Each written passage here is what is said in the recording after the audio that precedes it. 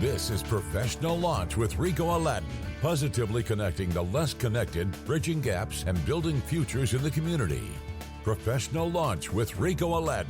Hello, professionals. My name is Ricot Aladin, and I am the host of the Professional Launch Show on WDOI. And my guest today is Troy White, the president and founder of Upstream, and founder, director, CEO at Beyond the Barriers. Troy, thank you for being on the show today. Thank you for having me, Rico. It's a pleasure to be here. Wonderful. Please tell the Professional Launch audience a little bit about yourself.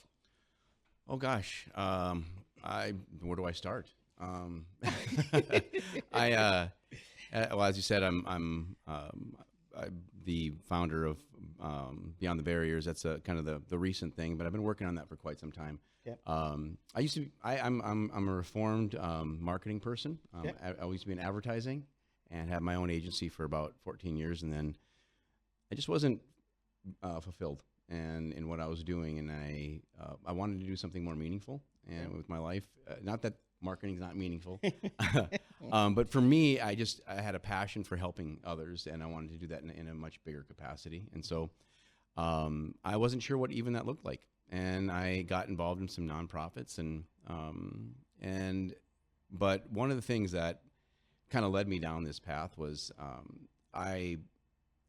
the Prevent Child Abuse North Dakota was it was like 2010, I believe. They were looking for people who authors in North Dakota who had experienced child abuse and wanted to have writings, and they wanted to publish a book. Yeah. And so I was like, yeah, that'd be awesome, because I did a lot of writing, and so I published this book. Mm-hmm.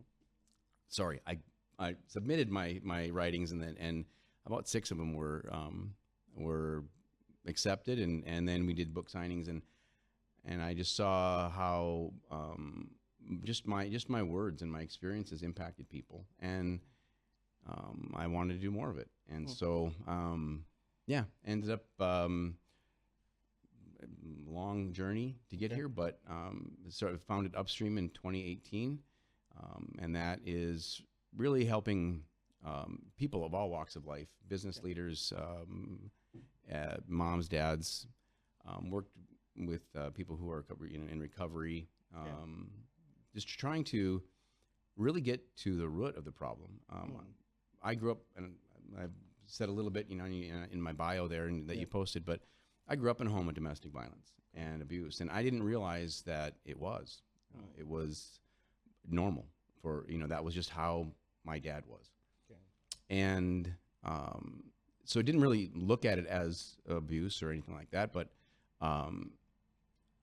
I had a lot of anxiety. I mean, I suffered from anxiety, but nobody knew. I hid it, with behind this brave smile, and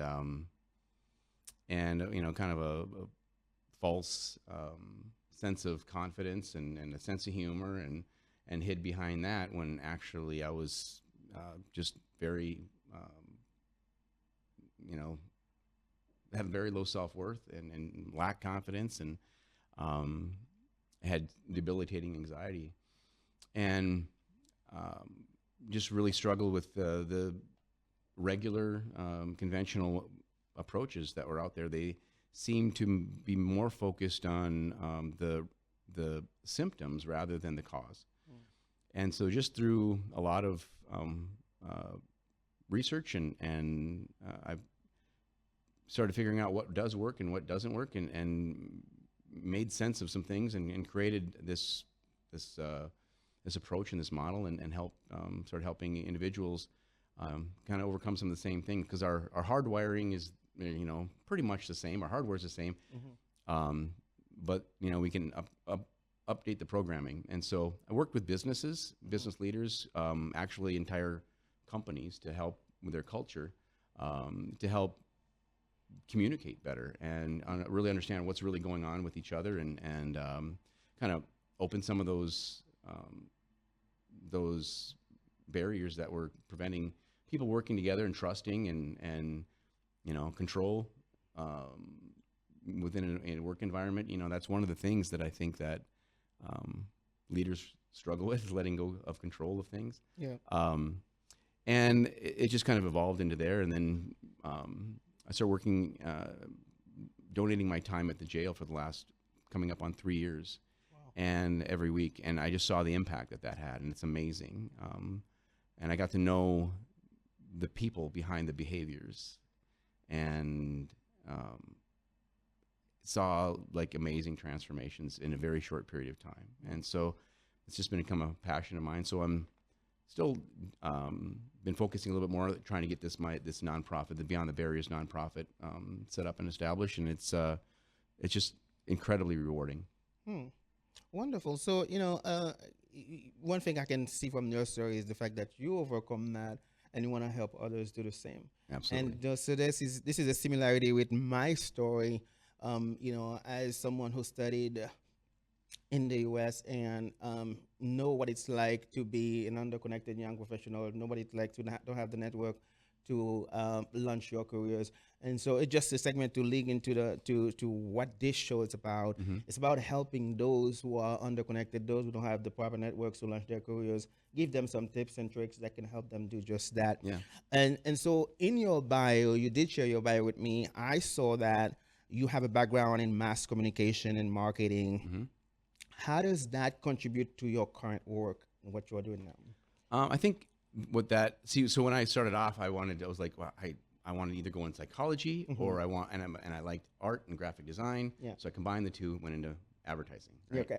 And so I think that what that helped me do is to help to market and communicate what it is that I'm passionate about, or help influence the way people perceive things or see things, and by using imagery and just making impact in what we're doing, and in messaging. There's storytelling too. It's you have to have all those components in developing your brand.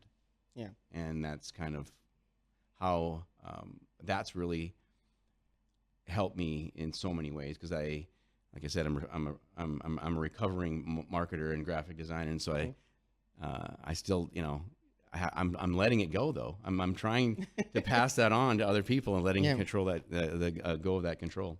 Yeah. So you have a very great professional journey, and for today's show, I know it would probably take us hours to to unpack all of that and the difference that you are making in the lives of so many folks. But what we're gonna do is we're gonna try to kind of pick and choose some other things that we want the audience to kind of learn a little bit about. So you mentioned a transformation model. What inspired you to develop the cognitive transformational model? So I think that I had taken through work, I had taken this course, and it just something about it just really clicked with me. It made sense, but the way they were it was towards a different segment, different demographic, but it made sense. And so what I wanted to do was I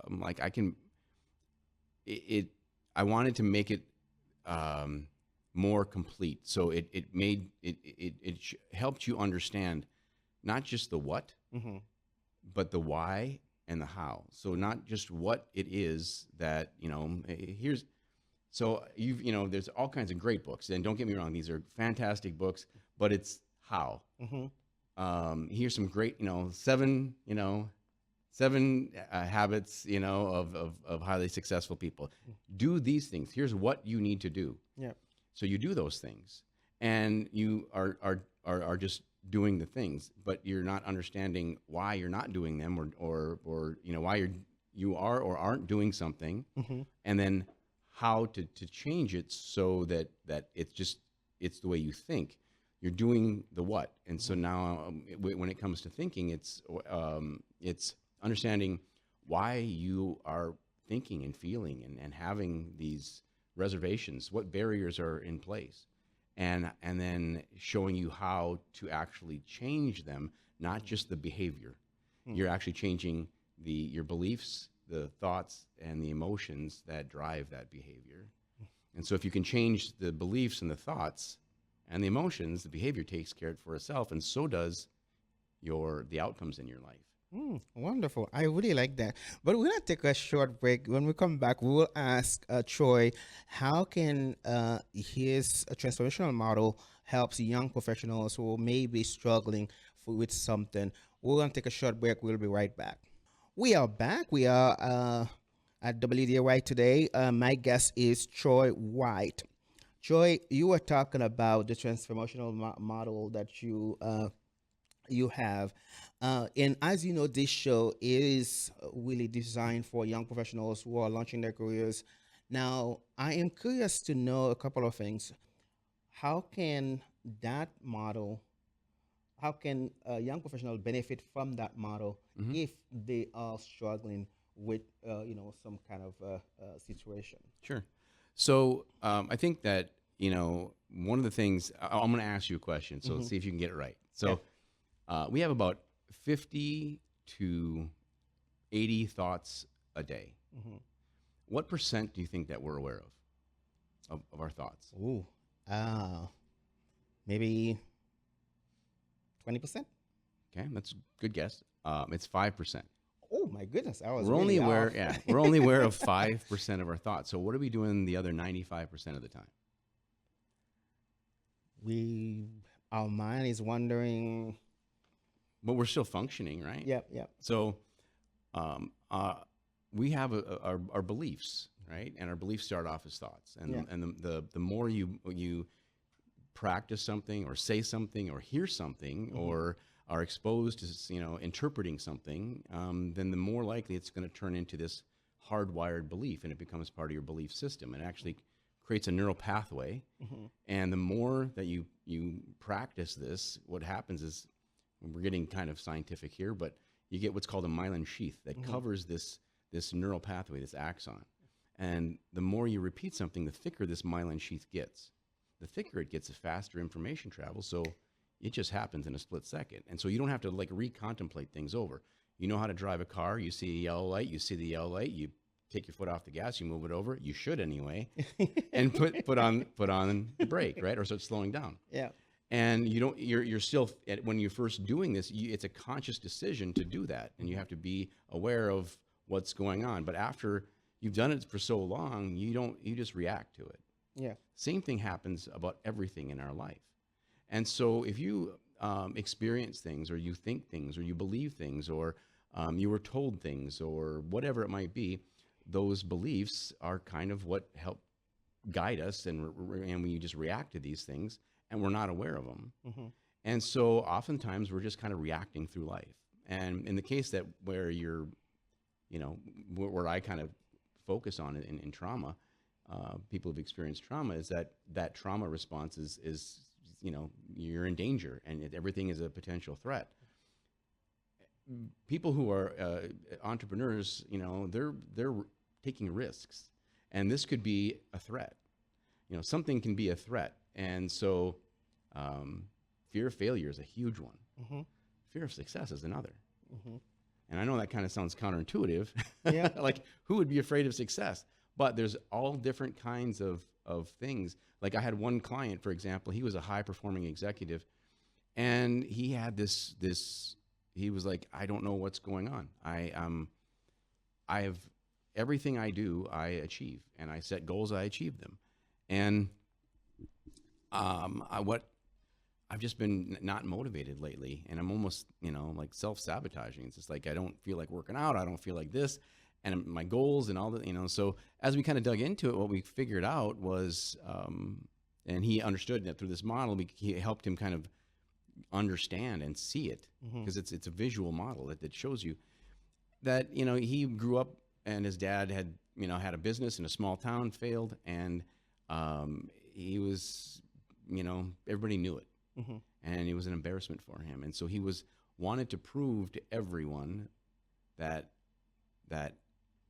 he wasn't like his dad. And so it was like, okay, who's everyone? He couldn't name a single person. Yeah. It was this idea, I want to prove. And so what would happen is he would achieve these goals and still not feel fulfilled. And he would achieve another one and still. So he was afraid of achieving another goal, because he was like, if I achieve this, then I'm going to feel this way. And he still didn't feel it. And so he was afraid to achieve, a goal, because then he was going to be disappointed that he still didn't feel like he achieved enough. And that's because he put the power of his success in something external, what other people think. And these people, he could never, get that validation. Yeah.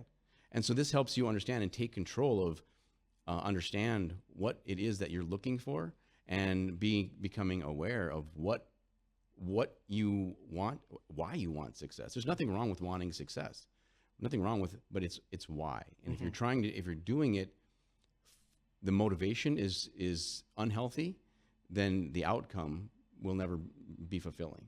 And so this helped him shift to understand these things and this is what success is going to look like for me, and I'm going to celebrate it this way, and take it from the external and bring it internal. So then he was in control of it, but he wasn't aware that was even going on. Yeah, I'm so glad you shared this example with me, because I was going to ask you for an example of how that works with, share an example that is, important to you. Right. And so how do you tailor that for individuals and organizations? You mentioned a couple of times that you work with some organizations. Also. Yeah. So it's the same process. It helps people understand what they're thinking and what they're feeling and what they're doing, and why they believe these things.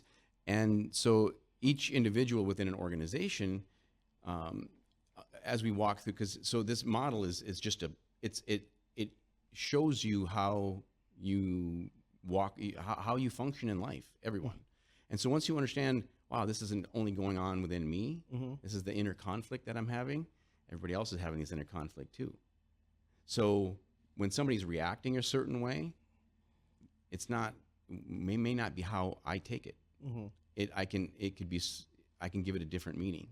Or you can even just see, well, they must be struggling with this. Instead of taking it personally, you can say, well, they're having some kind of an internal conflict, because conflict doesn't exist between two people. You have two people who are having inner conflict, who are reacting to one another.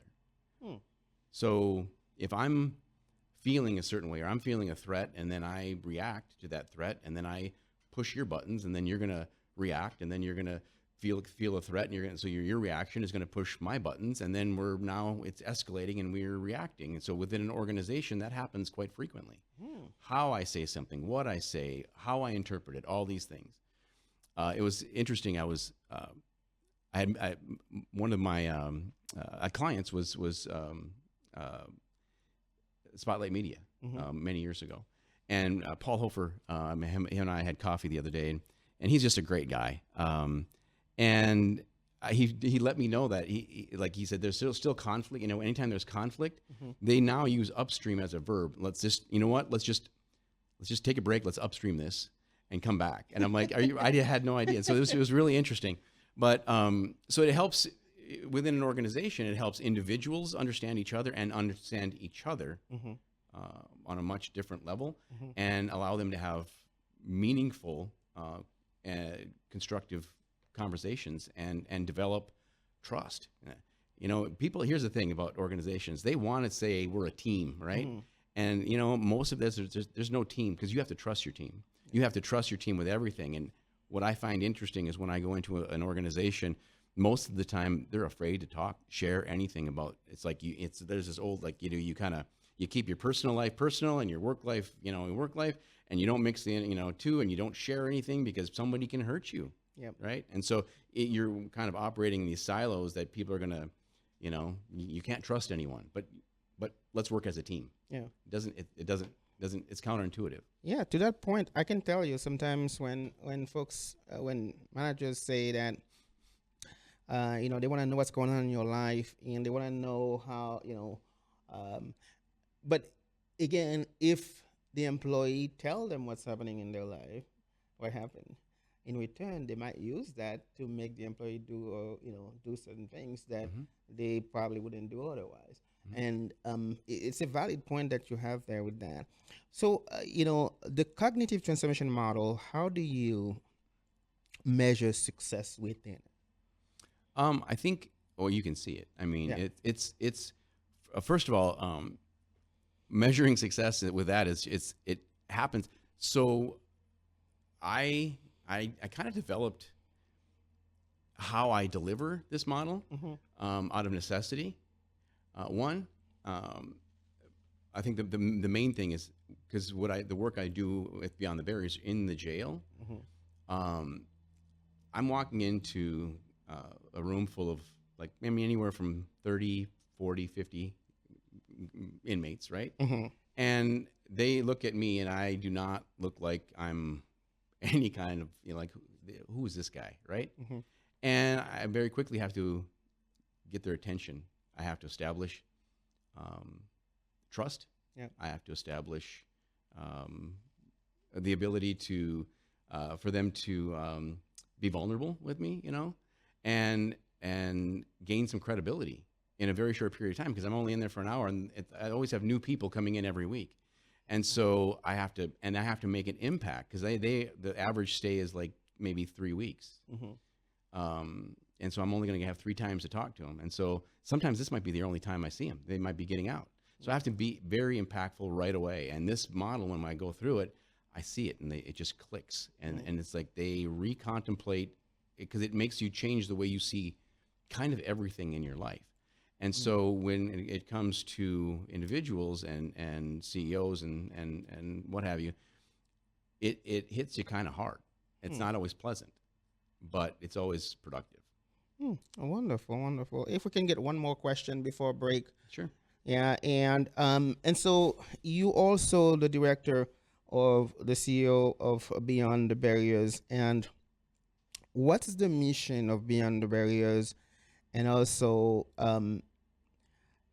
what are some of the most common challenges that you face when working with incarcerated folks? Sure. So the mission is really at prevention. It's to break that cycle of addiction, trauma, and incarceration, and so it doesn't happen in the future. Because I've worked with the Fargo Public Schools students and teachers, helping them understand trauma, and also working with kids who have trauma, and going through this program and using this model, helping them to understand why they feel and think, the way they do, and how to change it. But what happens is when I'm working with the children, they're still in the environment, and unless you can work with the parents, it's not going to help as much. That's a great point. So I look at when I'm working with people who are in jail, people ask me, like, why are you working with people who are breaking the law and hurting people and using drugs? I'm like, because 76. Well, I've done some study and stuff like that, but there's they're often victims of their own past, right? And they don't understand. They all want to change. Everybody raises their hand, they want to change, but they don't know how. And so, because nobody tells them, they just say you need to behave this way, and then if they don't, then they go to jail, right? And you wouldn't believe some of the things that these people have experienced. I mean, most of us couldn't even fathom it. And so by helping them heal and understand, we're helping heal the next generation, because now they're better parents. They're not making those mistakes. They're changing, and they're modeling good behavior and good emotional behavior. And so that's how we're going to influence or prevent.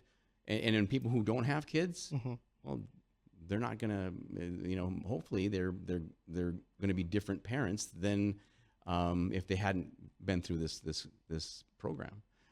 So they're not going to make the same mistakes, and they're going to help heal the children. And that's really what I'm about, is about prevention, because what's happening now is it keeps growing exponentially, because this one person, or this couple have kids, and then it just keeps growing, and then they have kids, and this has been going on for generations. And the people who are in jail right now were part of the last generation who did this. Yeah. And it's just going to keep going until we do something. And also we have to look at it differently. Instead of looking at them as just bad people, it's people who have bad behaviors that they need to know a different way and heal. And that's what I'm doing. Yeah, so that kind of leads to my next question. So what do you, we're going to take a break here. When we come back, we're going to talk about what do you wish people wish they know what do you wish more people understood about trauma, addiction, and incarceration? We'll be right back. We are back. Our guest today is Troy White, and we are talking about his organization, Beyond the Barriers. And before the break, I asked the question: what do you wish more people understood about trauma, addiction, and incarceration? I think that it's not only just trauma. It's been kind of a buzzword, but we react to bruises. Anything that's hurt us in the past, we react. And we say this damaged us or this hurt us, and I don't want to feel that anymore. And it's a part of our survival brain, our limbic part of our brain. And so then our brain says, hey, this is going to hurt. This could be dangerous. And it doesn't differentiate between a physical threat or an emotional threat. It's just a threat. It's going to hurt. And I know guys who are police officers and firefighters that they run into physical danger all the time, but man, that emotional threat is much worse and it's harder. And so, and a lot of people say, well, I don't, and that's stupid. I don't, I shouldn't think that way. I know better. Yeah. That's your analytical brain, understanding, but you know what? When something happens, we still react. Yeah. Because that's what's programmed in there. It's part of that neural pathway. And so now your analytical part of your brain and your survival brain are kind of in combat with each other. Yeah. And people think that, well, I've let that go. But they often don't realize that you can't just forget it. You can't just say, it doesn't bother me. Because then, so oftentimes we're suppressing things. And people say, well, I don't want to. And they think, well, I don't want to dredge up the past. I've, gotten over this. And yeah, because, what we do is not just dredging up the past to talk about stuff. We don't even dredge up the past. You kind of bring it up and you're like, wow, because you see it so differently. And like now you look back at those things and see them through a different lens positively, and I can give it a different meaning. And so it's not so scary anymore.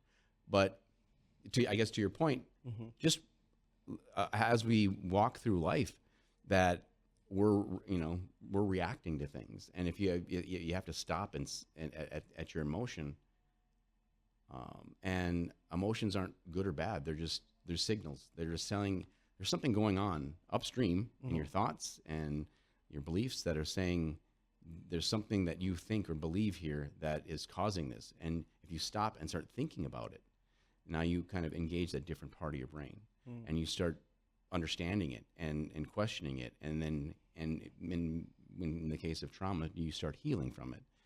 And I think it's just becoming and training your brain and knowing how to do that. So then you're not limited to your own reactions and self-doubt and all those things that prevent us from achieving success and moving forward and motivating us. And so I think that's the one thing when it comes to trauma is that it affects, there's different levels of trauma. But we often don't realize, like me, I didn't realize what I had gone through was traumatic. If somebody would have asked me what I experienced was, did I ever experience abuse or trauma, I would have said no, I didn't. It wasn't that bad until I had kids and I saw it through. Imagine them going through what I went through, and then that's when it really hit me. Oh my goodness, yeah. So when I'm thinking about this right now, I am imagining that college students, because this is what the show is about young professionals and college students. So think of a college student, who is going through some difficult situation. How would you suggest that they take care of themselves? Yeah, that's a great question. Yeah, I think, I think if there's, listen to what your thoughts are. 80% of our thoughts are negative. Yeah. 80%. So there's all kinds of doubt that we're casting on ourselves, self-limiting beliefs saying, I can't do this, I can do this. Justification that's going on, fear. I'm afraid of doing this. I'm going to be, I'm going to fail, and then people are going to think this and think that. Now, I want you to imagine yourself if you walk behind a child and follow them wherever they went 24 hours a day and said, be careful of this. Somebody's going to see you and you're going to fail and people are going to think you're stupid. And if you do this, people are going to laugh at you. And if you don't make, do this, and if you look this way and just and keep this negative talk and telling them over and over and over again, like, be careful of this. People are going to think this. Oh, be worried about this. Mm-hmm. Or saying, you're so stupid. Why are you doing this? Well, you're such an idiot. You wouldn't say those things to a child, but we say those things to ourselves, and it has the same effect. Remember, when we repeat something over and over, it becomes hardwired in as far as our belief. Yeah, I'm glad you mentioned that. Even jokingly, sometimes I hear people calling themselves stupid. Oh, mm-hmm. I'm so stupid. This is why. Yeah. Oh, I'm such a fool. I mean, does that have an impact on you as a person? Or does your brain or maybe your self-conscious kind of register that as you repeating these things? I think that it's just common for us to do that. Oh gosh, I'm an idiot. Yeah. I mean, does that help or hurt you? Well, it doesn't help. Okay. But I think it really depends on the person. I think somebody who has a very positive self-image and is very confident in themselves. And then you're like, gosh, I'm an idiot, Mm-hmm. But I tend to become aware of those things and suggest, like how often you actually say those things internally as well. Yeah. And you find out that you probably say it and have this internal dialogue more than you realize, that are negative and casting doubt. Here's a perfect example. Like I was going to launch something and I didn't realize what was going on. And I teach this stuff, right? And so I was afraid of failing. If I launch it and it fails, I don't want to feel that. But I was also afraid of it being successful, because if it was successful, then it would cause these other issues that I was afraid of. And so I got stuck in perfectionism. Mm-hmm. I had to make it perfect before I launched it. And I was perfectly fine there because I could tweak and I could do this and I could do that. And it finally hit me when I'm like, okay, I'm going to set a date to get this done. And then I was having all kinds of anxiety. I'm like, whoa, what's going on? And it brought it to my attention what my thoughts were. And then I realized what was going on. I'm like, I'm telling myself this and I'm worried about this. So now that I know what it is, I can deal with it and I can overcome it, and I can speak and validate myself rather than try to get it from external means, from other people. I can just say, here, no, maybe I need somebody to say, hey, here, I'm struggling with this, and have somebody who can, kind of help me get out of this funk and look at myself a different way. All right, we're gonna take another short break here. When we come back, we will continue with the conversation. We'll be right back. We are back. We are with Troy today. We are talking about his organization and how folks can deal with trauma. And Troy, this is a two-part question. What are some of the signs of unresolved trauma that managers or can see in a workplace setting? Mm-hmm. I think when people are very reactive, criticism, not being able to handle criticism is a big one. Okay. Or what they perceive as criticism, even like feedback, they perceive that as being criticized. I think just being very angry, getting angry very easily, defensiveness. Those are some of the things that if you have they're trying to suppress what's really going on. Mm-hmm. And we're in the workplace, we're told that we have to behave a certain way. It's part of it's written on the wall with our core values that treat others with respect. Yeah. And so we have to behave a certain way and we have to comply. But if we're not changing, and if we can maybe change the behavior, mm-hmm. but if the emotions are still there and the thoughts are still there and our beliefs are still there, we're not fixing anything. All we're doing is complying. And so I think that it's necessary to recognize those things. And I think that oftentimes there's fear, and in an environment where people can fail, it's okay to fail. It doesn't mean that it's the end, or because people are like, I should have all the answers, especially leadership. I need to have all the answers. I need to know everything, and I can't admit that I don't know something, or because then my employees are going to think that I'm dumb or I'm weak or whatever. The most important thing that you can do as a leader is be vulnerable. And do it in the right way. I'm not talking like, hey, I'm not sure how we're going to make payroll. Wrong kind of vulnerable, right? Yeah. But, one of the things, kind of combining the two with Upstream and Beyond the Barriers, like I said, I get up in front of, 30 to 50 guys, and I have to gain their trust and respect. Yeah. And I'm vulnerable. I tell them my story. Yeah. And that I'm not perfect. I still make mistakes. Yeah. And it's okay for them to make mistakes, but learn from them and change and make adjustments from there. Well, what you just said, let's look at from young professionals who are in college trying to figure out what they want to do for a career. And so not afraid to fail is something that we can say it many times, but we can understand that it's not as easy for them. No. Because, in the school system, if they don't get something right, they get an F, or if they fail a class, they are so scared of failing. Mm-hmm. And I think that, you are in that field, you can talk to them as someone who can understand how failure can make you feel and how you can deal with that also in order for you to launch yourself further. What would you tell to that young professionals right now who are so scared of failing, and given they don't know what they want to do, but they don't want to take chances because of this, they're so fear of failure. Yeah.